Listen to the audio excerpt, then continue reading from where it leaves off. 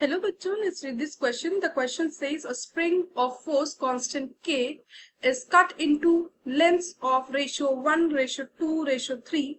They are connected in series and the new force constant is K dash. Then they are connected in parallel and force constant is K double dash. Then K dash ratio K double dash is key concept.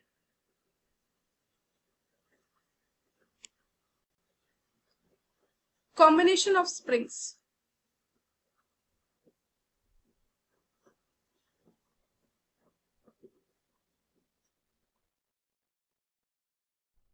अगर जो springs है वो series में connected है, अगर springs जैसे ये जो स्प्रिंग्स हैं ये सीरीज में कनेक्टेड है, कोई मास अटैच्ड है इनसे। अब जो ये स्प्रिंग सीरीज में कनेक्टेड है, K1 K2 K3 इनका स्प्रिंग कांस्टेंट अज्यूम कर लेते हैं। तो जो इनके सीरीज में कनेक्टेड है ये, तो इनका इक्विवेलेंट होता है 1/Ks equals to 1/K1 plus 1/K2 plus 1/K3।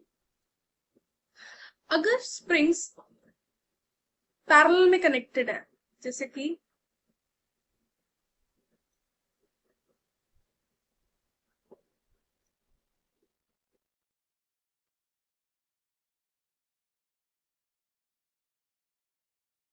ये स्प्रिंग्स पैरेलल में कनेक्टेड है, इनके spring constants K1 K2 K3 हैं, तो जो इनका इक्विवेलेंट होता है वो होता है K equivalent equals to K1 plus K2 plus K3। ये हो गया हमारा पैरेलल के लिए, ये हो गया हमारा सीरीज के लिए। और जो spring constant into length of the spring constant होता है, दैट मीन्स कि जो स्प्रिंग कांस्टेंट होता है वो इनवर्सली प्रोपोर्शनल टू लेंथ होता है। जितनी ज्यादा लेंथ उतना कम स्प्रिंग कांस्टेंट, और जितना ज्यादा स्प्रिंग कांस्टेंट उतनी कम लेंथ, ऐसे बोल सकते हैं हम। ये इनवर्सली प्रोपोर्शनल होते हैं। सो अब क्वेश्चन में देखते हैं कि हमें एक स्प्रिंग दी हुई है जिसका फोर्स कांस्टेंट K है, उसे 3 पार्ट्स पे कट किया है जिनका रेशियो है 1:2:3। एक बार उन्हें सीरीज में कनेक्ट किया है तो उनका फोर्स कांस्टेंट आ रहा है K डैश, और एक बार उन्हें पैरेलल में कनेक्ट किया है तो उनका फोर्स कांस्टेंट आ रहा है K डबल डैश। हमें K dash by K double dash इनका रेशियो निकालना है। सो अब क्वेश्चन के अकॉर्डिंग प्रोसीड करते हैं। सो K जो है वो इनवर्सली प्रोपोर्शनल है 1/L के।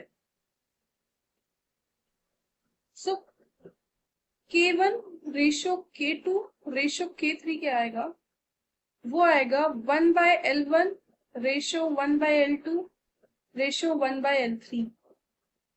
और जो रेशियोज गिवन है वो है 1, 2 और 3। अब जो इनका कॉमन फैक्टर है वो है 6, तो 6 से मल्टीप्लाई कर देते हैं इन्हें।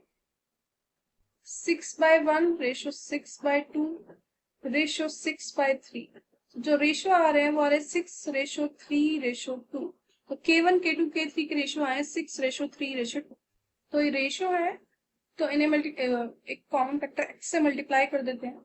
सो K1 की वैल्यू आ जाएगी 6x, K2 आ जाएगा 3x और K3 आ जाएगा 2x।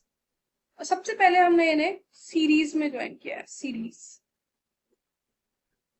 इनका इक्विवेलेंट निकाल लेते हैं। 1/Ks equals to 1/K1 plus 1/K2 plus 1/K3। Question में इनका इक्विवेलेंट दिया हुआ है K dash, 1/K dash equals to 1/6x plus 1/3x plus 1/2x। 6x LCM आएगा, 6x 1 plus 2 plus 3 equals to 6/6x। So K dash आ गया x। अब हम पैरेलल में देख लेते हैं। पैरेलल पैरेलल का इक्विवेलेंट निकाल लेते हैं। पैरेलल का इक्विवेलेंट होगा K1 plus K2 plus K3। Question में पैरेलल का इक्विवेलेंट दिया हुआ है K double dash equals to 6x plus 3x plus 2x। K double dash equals to 11x। और रेशियो लेना है K dash by K double dash का। K dash आया था x, K डबल डैश आया 11x, ये हो गया 1/11।